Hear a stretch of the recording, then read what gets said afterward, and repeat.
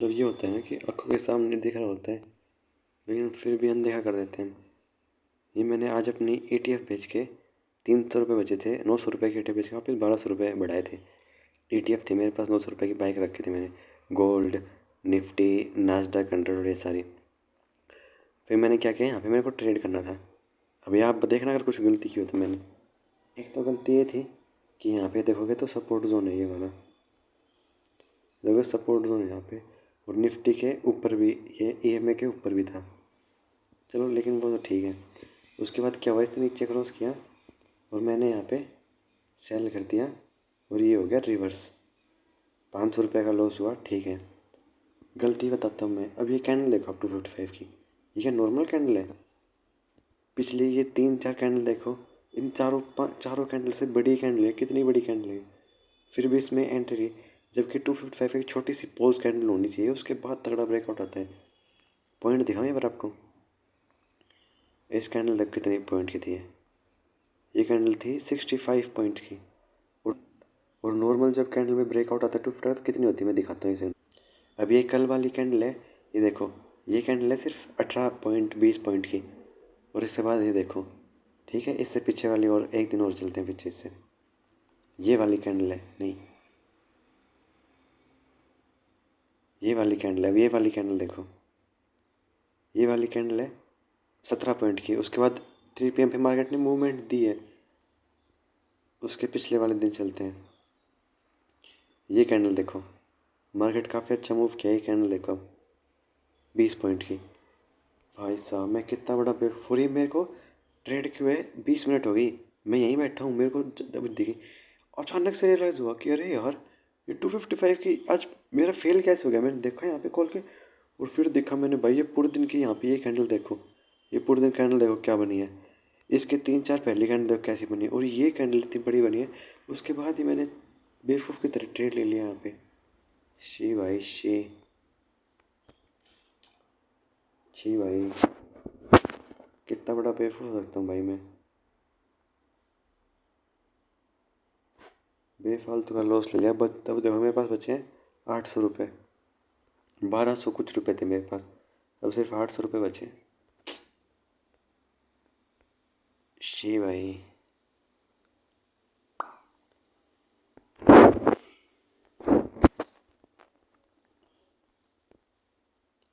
तो बस अब तो खत्म हो, तो मैं क्या बाई सेल कर सकता हूँ।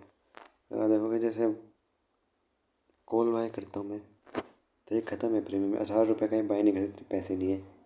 ये है 0.05 रुपये है, क्या ही बाई करूँगा। तो ऐसे 5 मिनट रह गए, अब तो क्या ही ट्रेड।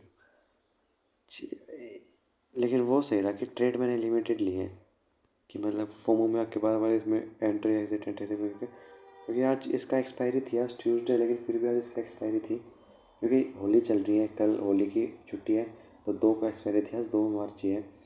इसके कारण प्रीमियम डे क्या गंदा हुआ है। अगर आप देखोगे किसी भी मूवमेंट पे,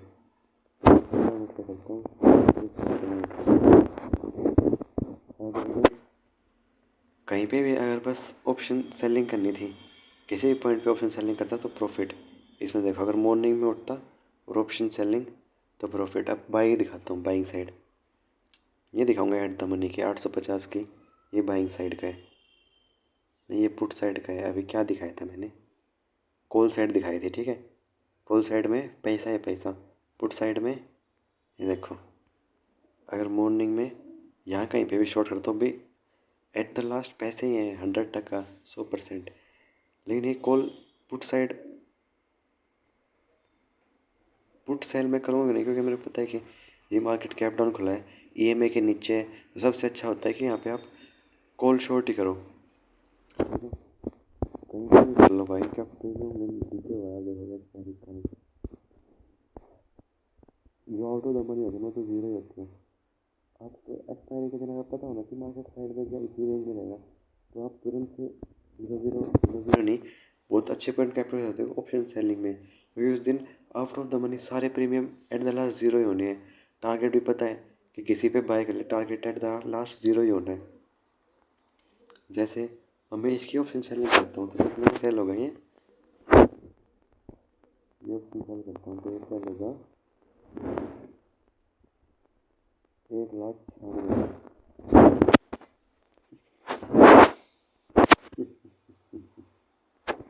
और इसके ऊपर वाला करते हैं तो फुट।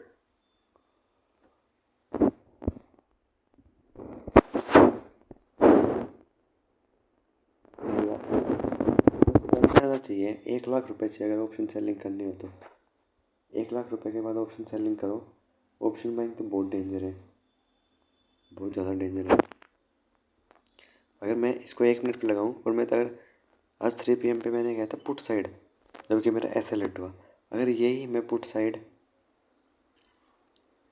ऑप्शन सेलिंग में जाता, मैं अगर थोड़ा सा प्रीमियम कि मैंने पुट बाय किया है, तो ये है 3 PM कैंडल, ये भी ज़ीरो हो गया।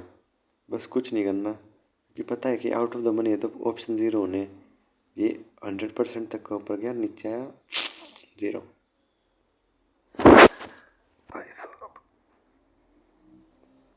तो ऑप्शन बाइंग के लिए बेस्ट होता है मोमेंटम, और ऑप्शन सेलिंग के लिए बेस्ट होता है टाइम। ये चीज़ है। चलो ठीक है, अब आज मंडे हो गया, मार्केट देखते हैं कब कब खुलता है। अगर थर्सडे को मार्केट ओपन हुआ तो सेंसेक्स में सेलिंग करूँगा, फिर अगले करूँगा अगले ट्यूसडे को ही। बिल्कुल पेशेंटली एक ट्रेड लूँगा 3 PM पे। अगर प्रॉफिट तो प्रॉफिट, लॉस तो लॉस, अपना लेके निकल जाओ घर की साइड।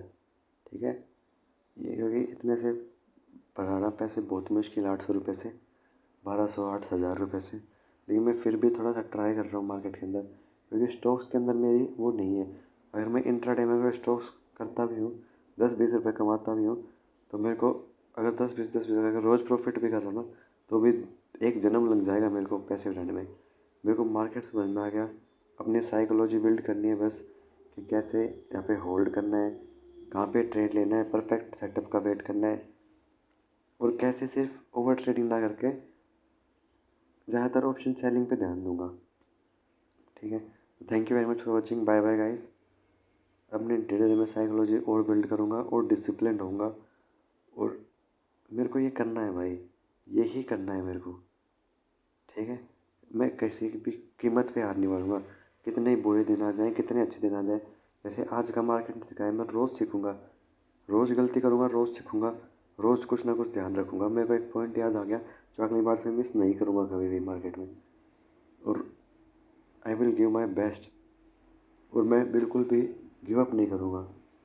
अब मैं 2-3 बार बिल्कुल ऐसे बॉटम पे लग चुका हूँ। मैं पहले भी बहुत बार लगाया है, 1,000, 2,000, 3,000 रुपये, लेकिन उसमें इतना दिख नहीं। अभी जो 8,500 रुपये डाले थे वो 12,000 तक ले गया था, चिंदी चिंदी चिंदी करके।